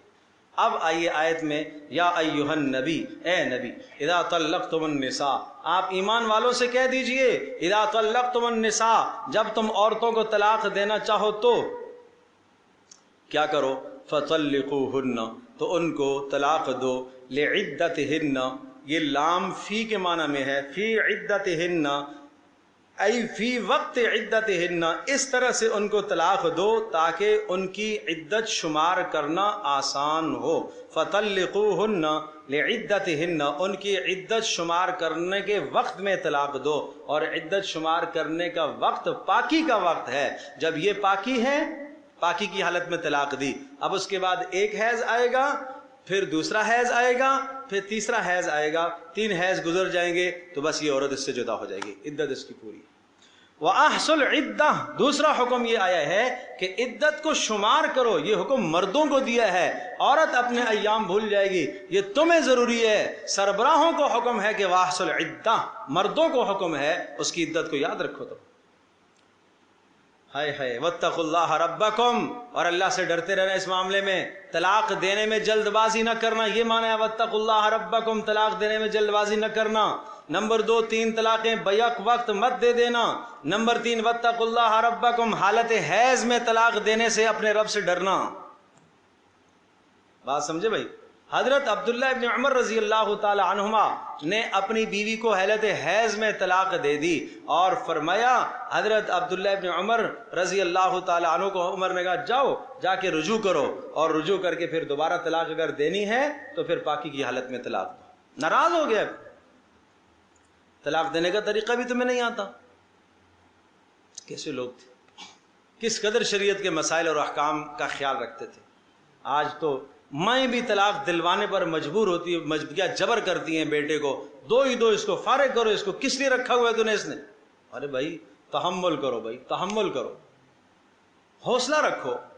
اگر اس جوان کی زندگی اس لڑکی کے ساتھ اچھی گزر رہی ہے، ماں کے ساتھ وہ بدتمیزی کر رہی ہے، تو ٹھیک ہے، جوان کا کام ہے اسے سمجھانا، لیکن یہ طلاق کا جواز نہیں ہے. یہ بات بھی ذہن نشین کرنے کی ہے کہ طلاق کا جواز کب ہے، کب طلاق آدمی دے سکتا ہے. بھائی کس جرم پر طلاق دی جا سکتی ہے؟ نمبر 1، وہ ناشیزہ نافرمان ہو، اور نافرمان ہو تو پیچھے وہ 4 کام آپ کر چکے ہیں جو میں نے بتائے ہیں، آپ کو سمجھا چکے، آپ بستر جدا کر چکے، آپ مار بھی چکے، آپ اور ثالث بھی مقرر کر چکے، تو تب نافرمانی سے وہ باز نہیں آ رہی ہے، اب طلاق دے. لیکن ایک طلاق پاکی کی حالت میں، اور ایسی پاکی جس میں قربت نہ ہوئی ہو، یہ ہے اصول. نمبر 2، بے حیا ہو، اپنے شوہر کے علاوہ کسی اور جگہ وہ جاتی ہو، اس قسم کی بے حیائی کا ارتکاب کر رہی ہو تو طلاق دینے کی گنجائش. نمبر 3، حق زوجیت ادا نہ کرنے دیتی ہو، طلاق دے سکتا ہے. قربت نہیں کرنے دیتی، طلاق دے سکتا ہے. یا زبان درازی اس قدر کرتی ہے سمجھانے کے باوجود باز نہیں آ رہی ہے، تو روزانہ گھر کا جھگڑا ہے، تو یہ اسباب ہیں. ان اسباب کی بنیاد پر مرد طلاق دے سکتا ہے. اپنی بہن کی بنیاد پر طلاق ایسا نہیں ہے. دوسرے کی بیٹی کی عزت کا خیال رکھو، بہن کو بھی سمجھاؤ. بسا اوقات بہن کی بھی غلطی ہوتی ہے، ماں کی بھی غلطی ہوتی ہے. ایک مرتبہ ایک صاحب میرے پاس آئے، روتے ہوئے انہوں نے اپنا قضیہ سنایا. جوائنٹ فیملی میں رہتا ہوں، بیوی بھی ہے، ماں بھی ہے، بہنیں بھی ہیں، لیکن سخت پابندی ہے کہ میں بیوی کو اکیلے میں باہر نہیں لے جا سکتا. کبھی گنجائش ہوتی ہے، نہیں ہوتی، سب کو کھلانے کی. اگر لے جاؤں گا آئس کریم کھلانی ہے تو سب کو کھلانی ہے. کہنے لگا ایک مرتبہ میں بیگم کو اسپتال لے کے جانا تھا، لے گیا، واپسی پہ کچھ کھا لیا، تو گھر میں جیسے ہی داخل ہوئے تو کچھ منہ سے، اماں نے آگے منہ سونگا، خوشبو آ گئی اماں کو، اس سے لڑائی ہو گئی. تو مطلب یہ کہ ایسی اماں بھی گھر میں موجود ہے جو بیٹے اور بہو کا منہ سونگتی ہے کہ کیا کھا کے آئے ہیں باہر سے. بابا اتنا بھی نہ کرو نا، یہ بھی ظلم نہ کرو، یہ بھی زیادتیاں نہ کرو. یہ بیوی ہیں، کچھ تو ان کو اختیار دو اپنی زندگی اکیلے میں گزارنے کا، کچھ تو باہمی پیار محبت کی زندگی گزارنے کا انہیں اختیار دو. گاہے بگاہے ان کو باہر جانے کا اختیار دو. ٹھیک ہے، آپ ان کی سیفٹی چاہتے ہیں، ان کی حفاظت چاہتے ہیں، تو آپ خیال رکھو سب چیزوں کا، لیکن کچھ نہ کچھ تو آپ اختیار دو ان کو. ایسا آپ ان کو قید کر دیتی ہیں، ایسا ان کو پابند کر دیتی ہیں اور بیٹے کو اپنے قابو میں لے لیتی ہیں، یہ بھی نہیں۔ اچھا دوسری طرف بھی زیادتی ہے، کبھی کبھی ساس اس کو ایسا قابو کر لیتی ہے کہ جناب وہ ماں کا نہیں رہتا، یہ بھی غلطی ہے۔ یہ تو اس جوان کا قصور ہے نا کہ اب اس نے ان رشتوں میں بیلنس کیسے کرنا ہے، کیسے بیلنس کرنا ہے، ایک طرف ماں ایک طرف ساس، یہ دو رشتے ہیں، اور بیوی بہن، یہ رشتے۔ بہن کو محبت اپنی حیثیت سے، یہ بہن ہے اس کی محبت الگ ہے، بیوی کی محبت الگ ہے، ماں کی محبت الگ ہے، ساس کی محبت الگ ہے، ایک دوسرے کی وجہ سے دوسرے کے ساتھ زیادتی نہیں ہونی چاہیے۔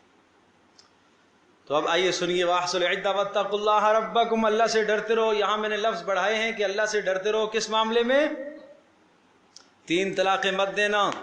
نمبر 2، اللہ سے ڈرتے رہو حیض کی حالت میں طلاق مت دینا، بات سمجھے بھائی۔ نمبر 3، بلا وجہ طلاق مت دینا۔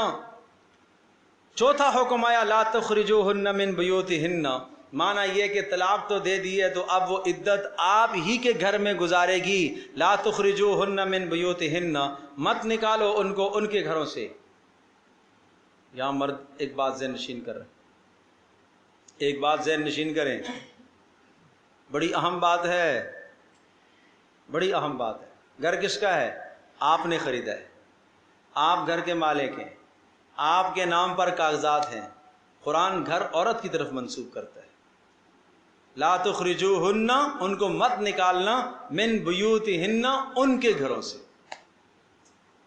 ہائے ہائے ہائے، یہ قرآن عورت کو عزت دے رہا ہے۔ جہاں پر بھی یہ مسائل آئیں گے نا، طلاق، عدت کے، نکاح کے مسائل آئیں گے، تو وہاں پر ہمیشہ گھر کی نسبت قرآن نے عورت ہی کی طرف کی ہے۔ عورت کو اس کے گھر سے مت نکالنا۔ تم یہ نہیں کہہ سکتے میرا گھر ہے نکل جاؤ یہاں سے، یہ نہیں کہہ سکتے ہو تم، اس لیے کہ گھر کی ملکہ ہے وہ، اس کو تم عزت دو، اس کو عدت یہاں ہی گزارنی ہے، اور عدت کے زمانے میں اس کا نان نفقہ سارا کچھ آپ نے دینا ہے۔ اگر ایک طلاق دی ہوئی ہے پھر تو وہ آپ کی بیوی ہے، پھر تو دینا ہی دینا ہے۔ اگر تم 3 طلاقیں دے چکے ہو تو تب بھی اس کو عدت یہاں ہی گزارنی ہے۔ ہاں الا یہ کہ خدشہ کہ 3 طلاقوں کے بعد اب تو نکاح کی کوئی صورت نہیں بچی نا، تو اب خدشہ ہے کہ یہ کہیں ایسا نہ ہو کہ باہمی آپس میں تعلق قائم کریں اور حرام کا ارتکاب کریں، تو پھر وہ عدت گزارنے اپنے ماں باپ کے یہاں جا سکتی ہے، ورنہ وہ عدت یہاں ہی گزارے۔ لا تخرجوہن من بیوتہن ولا یخرجن، اور نہ از خود وہ نکلنے کا مطالبہ کریں، نہ وہ خود نکلیں اور نہ ان کو نکالا جائے۔ نہ وہ یہ کہے کہ نہیں میں عدت یہاں نہیں گزارتی، میں ماں کے پاس جاؤں گی، نہیں، اس کو یہ کہنا جائز نہیں ہے۔ یہ شریعت کا حق ہے، گو کہ شوہر راضی ہو جائے ٹھیک ہے جاؤ جا کے وہاں عدت گزارو میری جان چھوڑو، تب بھی اس کا یہ کرنا جائز بولو۔ جہاں یہ شوہر کا حق ہے وہاں یہ اللہ کا حق بھی ہے کہ عدت یہ یہاں ہی گزارے، یہ اللہ کا حق ہے کہ عدت یہاں ہی گزارے۔ الا ان یاتین بفاحشۃ مبینہ، ہاں مگر یہ ہے کہ الا ان یاتین، کہ وہ لے کر آئیں کھلی بے حیائی۔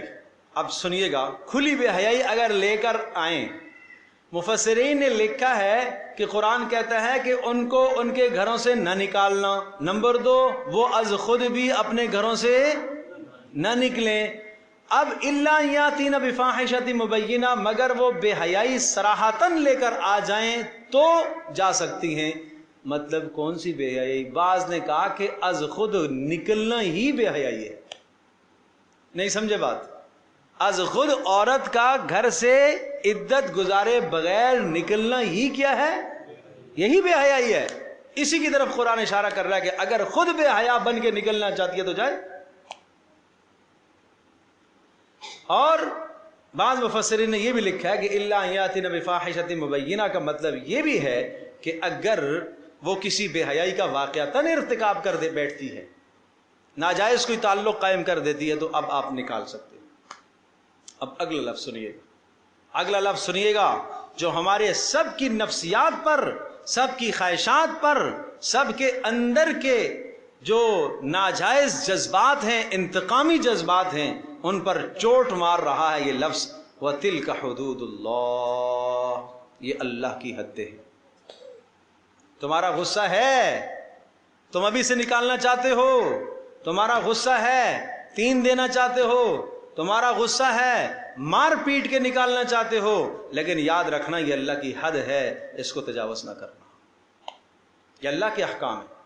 وَمَن يَتَعَدَّ حُدُودَ اللَّهِ، اور جو اللہ کی حدود کو پامال کرے گا، فَقَدْ ظَلَمَ نَفْسَهُ، اس نے اپنی جان پر ظلم کیا ہے۔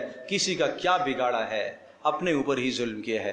لا تدری لعل اللہ یحدث بعد ذلك امرا، اگر اللہ کی حدود کی کو پامال نہیں کرتا، اللہ کے حدود کی رعایت کر کے اس کو رخصت کرتا ہے، لا تدری، تو نہیں جانتا، لعل اللہ یحدث بعد ذلك امرا، اس طلاق کے بعد شاید اللہ کوئی آسانی کی صورت پیدا کر دے، کیونکہ تو نے اللہ کے حدود کو پامال نہیں کیا۔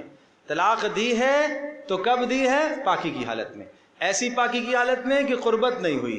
طلاق دی ہے تو ایک دی ہے، غصہ نہیں کیا ہے، مار پیٹ آپ نے نہیں کی، اور بالکل شرعی طریقے کے مطابق آپ اس کو رخصت کرنا چاہتے ہیں کہ آپ کا اور اس کا نباہ نہیں ہو سکتا، آپ نے شرعی تمام حدودوں کی رعایت کی ہے، تو اب یقین رکھ اللہ اب آپ کے لیے متبادل صورت پیدا کرے گا۔ اللہ آپ کے لیے اب متبادل کیا ہے؟ نمبر ایک متبادل یہ ہے کہ آپ نے ایک طلاق دی ہوئی ہے، اللہ اسی کے اندر اتنی سمجھ پیدا کر دے گا کہ یہ تمہارے ساتھ دوبارہ رہنے کو تیار ہو جائے گی، لمبے خرچے نہیں کرنے پڑیں گے تمہیں، بات سمجھے؟ اور اگر یہ نہیں تو اللہ کہیں اور سے آپ کا انتظام کر دے گا۔ لا تدری، تو نہیں جانتا، لعل اللہ یحدث بعد ذلك امرا، یقیناً اللہ پیدا کر دے گا اس کے بعد کوئی اور معاملہ، اس طلاق کے بعد، یعنی آسانی پیدا ہو جائے گی آپ کے لیے بھی اور اس کے لیے بھی، اس لیے کہ آپ دونوں کے دونوں کیا چاہتے ہیں؟ شریعت پر عمل کرنا، اس لیے کہ دونوں آپس میں رہ کر اب شریعت پر عمل نہیں کر سکتے، روزانہ چک چک چک غصہ، لڑائی جھگڑا، تو اب جب نہیں عمل کر سکتے تو اب ٹھیک ہے اسے فارغ کر دو، لیکن شریعت کے مطابق فارغ کر دو، اللہ آپ کے لیے دوسری صورت نکالے گا۔ بات سمجھ میں آ گئی؟ اب اگلی بات سنیے گا، فَإِذَا بَلَغْنَ أَجَلَهُنَّ، اور جب وہ پہنچ جائیں اپنی عدت کے، یعنی عدت ان کے ختم ہونے کے قریب قریب ہو، تو اب آپ نے طلاق، چونکہ شریعت کون سی طلاق کی بات کی ہے؟ ایک طلاق کی نا، طلاق رجعی، چونکہ آپ نے ایک طلاق دی ہوئی تھی۔ فَإِذَا بَلَغْنَ، جب وہ عورتیں پہنچ جائیں أَجَلَهُنَّ، اپنی عدت کو، فَأَمْسِكُوهُنَّ، اب تجھے اختیار ہے، فَأَمْسِكُوهُنَّ، ان کو روک لو اپنے پاس، بِمَعْرُوفٍ، شریعت کے مطابق، معنی یہ رجوع کر لو، یہ ہے امساک بمعروف، معروف طریقے سے شریعت کے مطابق ان کو اپنے پاس روک لو۔ شریعت کے مطابق کا مطلب کیا ہے؟ کوئی سخت شرط نہ لگانا، ٹھیک ہے جی میں رجوع کرتا ہوں لیکن میری شرط ہے کہ آئندہ ماں باپ کے پاس نہیں جائے گی، نہیں بھائی نہیں، ٹھیک ہے جی میں رجوع کرتا ہوں اس شرط پر کہ جناب میری ماں کے بھی کپڑے دھوئے گی، یہ شرطیں مت لگا، بمعروف ہے، شریعت کے مطابق۔ نمبر دو، او فارقوہن، یا تمہیں اختیار ہے، فارقوہن، اس کو جدا کر دو، بمعروف، یعنی عدت پوری ہونے دو، خود ہی جدا ہو جائے گی آپ سے، لیکن بمعروف، طریقے کے مطابق، شریعت کے مطابق۔ اگر رکھنا ہے تو بھی شریعت کے مطابق، اور اس کو جدا کرنا ہے تو بھی کیا کرنا ہے؟ شریعت کے مطابق۔ لیکن وَأَشْهِدُوا ذَوَيْ عَدْلٍ مِّنْكُمْ، مستحب ہے دونوں صورتوں کے اندر کہ اگر آپ رجوع کرنا چاہتے ہو تب بھی، اور آپ اس کو جدا کرنا چاہتے ہو تب بھی، وَأَشْهِدُوا ذَوَيْ عَدْلٍ مِّنْكُمْ، دو نیک عادل گواہ قائم کر لینا، دو کیا کر لینا؟ گواہ قائم کر لینا، تاکہ بعد میں کوئی جھگڑے کی کیفیت نہ پیدا ہو۔ بھائی اس نے طلاق دی، اب ظاہر سی بات ہے ہمارے پاس یہ بھی مسئلے آتے ہیں کہ جناب شوہر کہتا ہے میں نے ایک دی ہے، بیوی کہتی ہے اس نے 3 دی ہیں، یہ کچھ اس طرح کے مسائل آتے رہتے ہیں، اس لیے کہ گواہ تھا نہیں کوئی۔ یاد رکھیے گا طلاق ہر صورت میں واقع ہو جاتی ہے، چاہے بیوی سامنے ہو یا نہ ہو، آپ نے کہہ دیا زبان سے کہ میں اس کو طلاق دیتا ہوں، طلاق واقع ہو جائے گی، آپ نے طلاق نامہ لکھ دیا، طلاق واقع ہو جائے گی۔ اسی طرح سے اللہ آپ کا بھلا کرے، آپ نے دستخط کر دیا اسٹامپ پیپر پر، آپ کو پتہ تھا طلاق ہے، طلاق ہو جائے گی۔ آپ نے میسج کر دیا تو طلاق ہو جائے گی، نہیں جی میسج نہیں ملا، اس نے آگے سے اسے بھی نکال دیا، پھر بھی طلاق ہو جائے گی۔ اس میں مذاق نہ کیا کرو نا، یہ مذاق کا موضوع ہے ہی نہیں ہے۔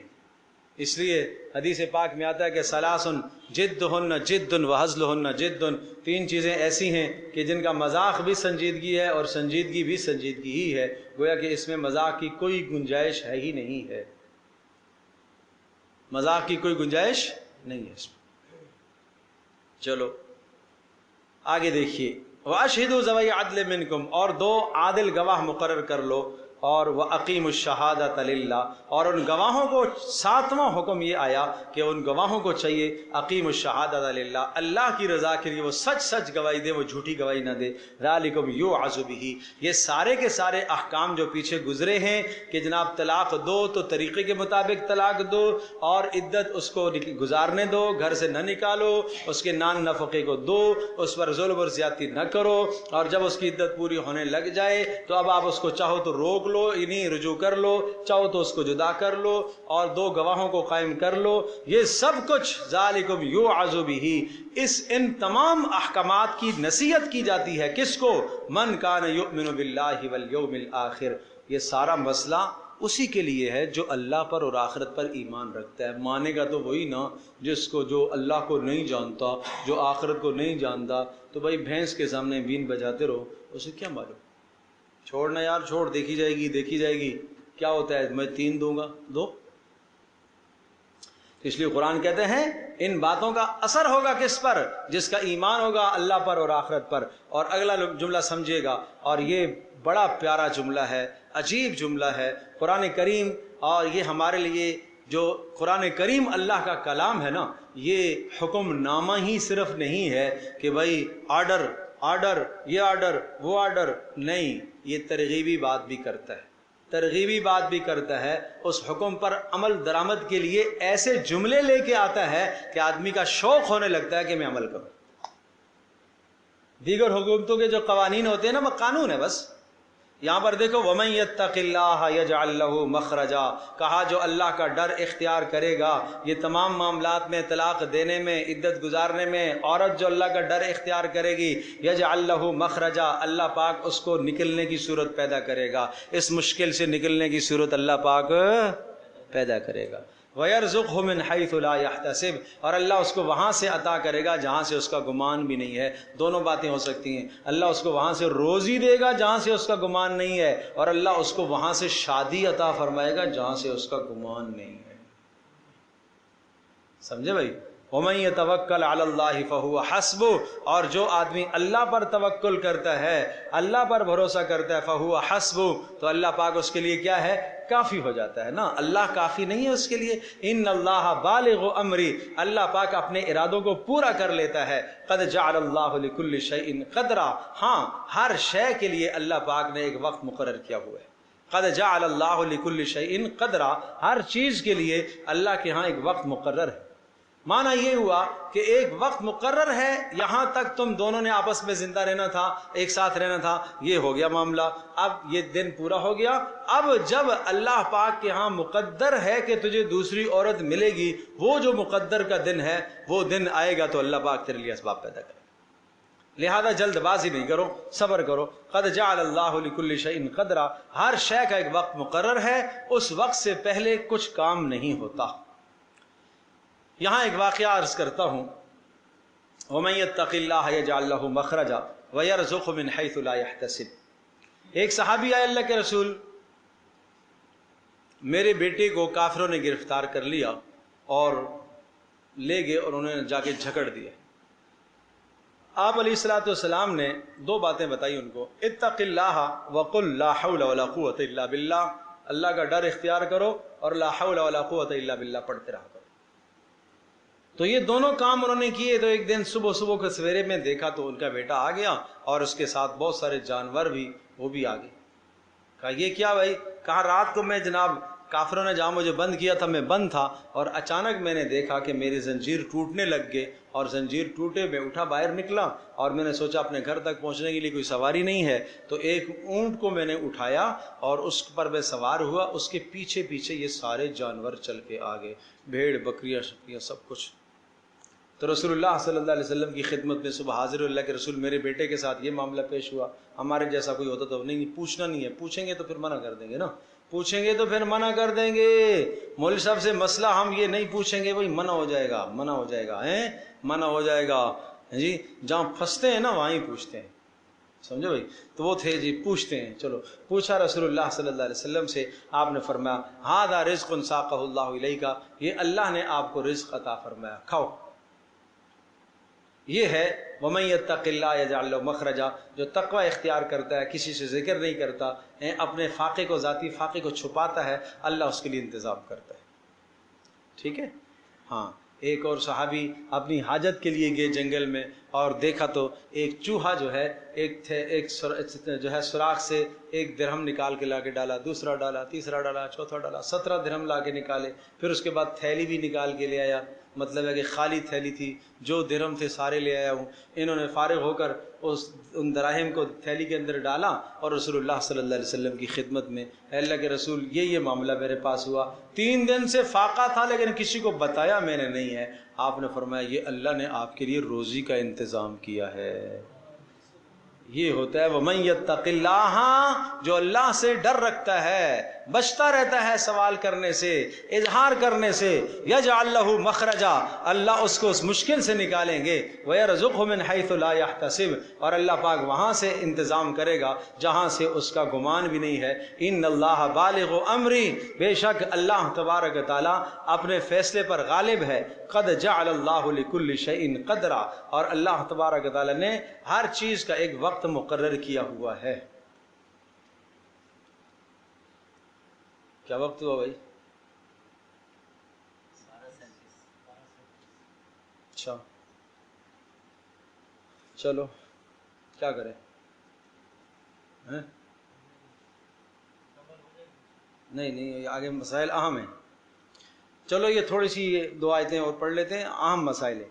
واللائی یئسن من المحیض من نسائکم، اب عدت کے احکام آئے، عدت کے احکام دیکھو۔ عدت کے احکام پیچھے سورۃ البقرہ میں بھی آئے ہیں۔ عورتیں کئی قسموں کی ہیں عدت کے اعتبار سے، یہاں بیان ہو رہا ہے واللائی یئسن، وہ عورتیں جو مایوس ہو چکی ہیں حیض کے آنے سے، من نسائکم یعنی تمہاری عورتوں میں سے جو عورتیں حیض کے آنے سے مایوس ہو چکی ہیں، بڑھاپے کی وجہ سے اب انہیں حیض نہیں آتا، تو ان ارتبتم، اگر تمہیں شبہ ہو کہ ان کی عدت کیسے ہوگی، تو فعدتہن 3 اشہر، یہ عدت گزاریں گی 3 مہینے۔ جن کو حیض نہیں آتا وہ عدت گزاریں گی 3 مہینے، حیض آتا ہے تو پھر عدت گزارے گی 3 ماہواریوں، ٹھیک ہے نا؟ 3 ماہواریاں چاہے وہ 2.5 مہینے میں ہو جائیں چاہے 3.5 مہینے میں ہو جائیں۔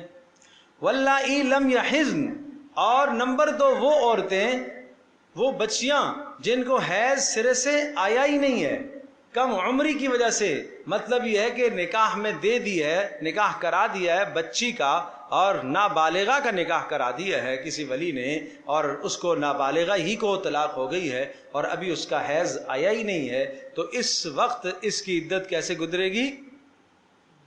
بولو 3 مہینے، ٹھیک ہے نا؟ اور وَأُولَاتُ الْأَحْمَالِ، اور وہ عورتیں جو حمل والی ہیں، پیٹ میں بچہ ہے، اور ان کو اگر شوہر طلاق دے دے تو ان کی عدت کیا ہے؟ أَن يَضَعْنَ حَمْلَهُنَّ، وہ اپنا حمل گرا دیں، بچہ پیدا ہو جائے، بچہ جن لیں تو ان کی عدت پوری ہے، چاہے طلاق دینے کے دوسرے دن بچہ جن لیا، چاہے طلاق دینے کے 8 ماہ کے بعد بچہ جنا، تو ان کی عدت کیسی ہے؟ یہ جو 3 ماہواریوں کا کہا نا، اور پاکی کی حالت میں طلاق دینے کا کہا، یہ اسی لیے کہ پتہ چلے کہ پیٹ میں کچھ ہے کہ نہیں۔ پاکی کی حالت میں طلاق دی ہے نا، تو یقیناً ہے پاکی کی حالت میں طلاق دی گئی ہے، اور ایسی پاکی کے جس میں قربت نہیں ہوئی، تو یقینی بات ہے کہ پیٹ خالی ہے اس کا، تو اب اس کے اوپر 3 ماہواریاں گزارے گی بس، تو یہ اس لیے شریعت کا حکم ہے۔ اچھا، تو ایک گویا کہ وہ جو حیض سے مایوس ہو چکی ہے بڑھاپے کی وجہ سے، اس کی عدت 3 ماہ۔ نمبر 2 صغیرہ، چھوٹی بچی، اس کی عدت بھی کتنی ہے؟ 3 ماہ۔ نمبر 3 وہ حاملہ عورت، اس کی عدت کیا ہے؟ بچہ جننا۔ اچھا، حاملہ 2 طرح کی ہوتی ہیں، ایک حاملہ مطلقہ، ایک حاملہ متوفی عنہا زوجہا، شوہر مر گیا اور حاملہ ہے، دونوں صورتوں میں اس کی عدت کیا ہے؟ بچہ جننا ہے، چاہے مطلقہ ہے یا چاہے کیا ہے؟ شوہر کا انتقال ہوا ہے۔ کچھ لوگ سمجھتے ہیں کہ حالت حیض میں طلاق نہیں ہوتی، کچھ سمجھتے ہیں کہ جناب حمل کے زمانے میں طلاق نہیں ہوتی۔ ارے بھائی، طلاق ہر حال میں ہوتی ہے، کوئی حالت اس کی مستثنا نہیں ہے، طلاق ہر حال میں ہوتی ہے۔ یہ جوان نا آس پاس سے مشورہ نہ لیا کرے، مسئلے سمجھا کرے، ٹھیک ہے؟ تو یہ کتنی قسمیں ہو گئیں؟ 3 قسمیں ہو گئی نا. اور وضع حمل والی جس کا حمل پورا ہو جائے یہ 2 قسمیں، اس میں 2 لگاؤ تو یہ گویا کہ 5 ہو گئی. بوڑھی، بچی اور حاملہ. حاملہ 2 طرح کی ہو گئی نا، تو 4 قسمیں ہو گئی. کتنی ہو گئی؟ 4. اچھا جی، نمبر 5 وہ عورت کہ جس کو طلاق دی گئی ہے اور اسے حیض آتا ہے اور اسی طرح سے وہ حاملہ بھی نہیں ہے، تو اس کی عدت ہے 3 ماہواریہ. ثلاثۃ قروء والمطلقات یتربصن بانفسہن ثلاثۃ قروء. اور وہ عورتیں جن کو طلاق دی گئی ہے وہ انتظار کریں گی ثلاثۃ قروء، 3 حیض انتظار کریں گی. یہ سورہ بقرہ میں ہے. والذین یتوفون منکم ویذرون ازواجا یتربصن بانفسہن 4 اشہر و10. ٹھیک ہے، ایک یہ عدت ہے. وہ عورت جس کے شوہر کا انتقال ہو گیا ہے اور وہ حاملہ نہ ہو تو اس کی عدت کتنی ہے؟ 4 ماہ 10 دن. یہ عدتوں کے احکام سمجھنے کی ضرورت ہے. وہ عورت جس کے شوہر کا انتقال ہو گیا ہے اور وہ امید سے نہیں ہے تو اس کی عدت کتنی ہے؟ 4 ماہ 10 دن. اور اگر وہ امید سے ہے تو اس کی عدت ہے بچہ کا جننا. چاہے بچہ دوسرے دن پیدا ہو جائے، چاہے ابھی شوہر کی لاش پڑی ہوئی تھی، دفن نہیں ہوا، اسی وقت ولادت ہوئی گی، اس کی عدت بچہ جننا ہے. 4 ماہ 10 دن جس کی عدت ہے، حاملہ نہ ہو اور شوہر کا انتقال ہو گیا ہو، اور 4 ماہ 10 دن وہ پورے کرے گی. اگر شوہر اسلامی مہینے کی پہلی تاریخ کو مرا ہے تو 4 مہینے، چاہے 29 کا مہینہ ہو چاہے 30 کا مہینہ ہو، مزید 10 دن گزارے گی. اور اگر 20 کے تاریخ میں انتقال ہوا ہے، اسلامی تاریخوں کا اعتبار ہوگا بھائی، اگر 20 کی تاریخوں میں، چاند کی 20 کی کوئی تاریخ میں انتقال ہوتا ہے تو پھر 130 دن پورے کرے گی. ٹھیک ہے جی. اب یہ دیکھیے گا وَأُولَاتُ الْأَحْمَالِ أَن يَضَعْنَ حَمْلَهُنَّ وَمَن يَتَّقِ اللَّهَ يَجْعَل لَّهُ مِنْ أَمْرِهِ يُسْرًا. یہاں پر بھی بتایا عمل کرنے میں جو اللہ سے ڈرتا رہے گا، عدت میں جو عورت اللہ سے ڈرتی رہے گی عدت اسی طرح سے گزارے گی جیسا اللہ نے گزارنے کا حکم دیا ہے. نہیں ادھر بھی جا رہی ہے، ادھر بھی جا رہی ہے، شادی پر بھی جا رہی ہے، ادھر بھی جا رہی ہے، تقریبات میں بھی جا رہی ہے، یہ کون سی عدت ہے بھائی؟ ذالک امر اللہ انزلہ الیکم. اگلی بات سنیے گا، یہ اللہ کا حکم ہے جو اللہ نے تمہاری طرف نازل کیا عدت گزارنے کا.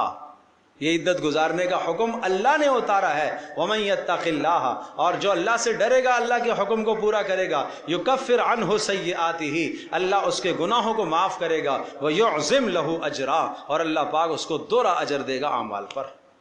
اس لیے کہ اس کو غم ہے نا، شوہر کا انتقال ہو گیا یا طلاق ہو گئی یا کوئی بھی صورت ہو گئی ہے، اگر یہ اللہ سے ڈرتی رہے گی تو اللہ پاک اس کے گناہوں کو بھی معاف کرے گا اور اللہ پاک اس کے اعمال پر اس کو 2 اجر عطا کرے گا. بس یہاں تک کافی ہے. آگے احکام آئیں گے، یہ پھر تھوڑے سے احکام آ رہے ہیں، اسی کے نان نفقے کے احکام ہیں اس رکوع کے مکمل ہونے تک انشاءاللہ. ثم انشاءاللہ زندگی رہی تو انشاءاللہ آئندہ اتوار کو. تو اب آپ مجھے بتاؤ، یہ ضرورت ہے ہمارے جاننے کی معاشرے میں کہ نہیں؟ آج کوئی عورت مجھے بتا دے کہ عدت کے اعتبار سے عورت کی کتنی قسمیں ہیں. آج کوئی مرد مجھے بتا دے کہ جناب عورت کو ساتھ رکھنے کے نباہ کے کیا طریقے شریعت بتاتی ہے، کیا اصول ضابطے بتاتی ہے شریعت، کس طرح سے نباہ کرنا ہے. اور اگر جناب وہ ناشزہ اور نافرمان ہو جائے تو اس کو سمجھانے کے کیا اصول قرآن بتاتا ہے. کوئی جوان شادی شدہ یہ مجھے سمجھائے، بتائے کہ جناب شریعت نے اگر جدائی کی صورت آ جائے طلاق کی تو طلاق کا شریعت نے کیا طریقہ قائم کیا ہے، سوائے اس کے وہ یہ نہیں جانتا. بس 3 لفظ بولنے، بس اس کے علاوہ وہ کچھ نہیں جانتا. لفظ طلاق اس نے سنا ہوا ہے اور وہ اس نے سنا ہوا ہے کہ وہ 3 ہوتی ہیں، بس اس کے سوا کچھ نہیں جانتا. تو یہ ضرورت ہے جن جوانوں کی شادیاں ہونے لگی ہیں، بچیوں کی شادیاں ہیں، وہ سمجھیں. اور اسی طرح سے رشتے کے مسائل جو میں نے بتائے ہیں، پھر وہ میں دوبارہ دہراؤں گا، وہ بچیوں کو کیا رشتہ انتخاب کرنے کے لیے بچیوں میں کیا صفات دیکھی جائیں اور جوانوں میں کیا صفات دیکھی جائیں، وہ سب مضمون یہ شروع سے میرا سننے کا ہے. اور میں یہ کہوں گا کہ اس مضمون کو خوب پھیلائیں اپنے دوست و احباب میں، اور ہر گھرانے میں یہ پھیلائیں. ہر مرد کی ضرورت ہے اور ہر عورت کی ضرورت ہے یہ آج کا مضمون سننے کی. کوشش کریں گے سارے انشاءاللہ. الحمدللہ رب العالمین عدد خلقہ ورضا نفسہ وزنۃ عرشہ ومداد کلماتہ. اللهم احسن عاقبتنا في الامور كلها واجرنا من خزي الدنيا وعذاب الاخره. اللهم ارحمنا بالقران العظيم واجعله لنا اماما ونورا وهدى ورحمه.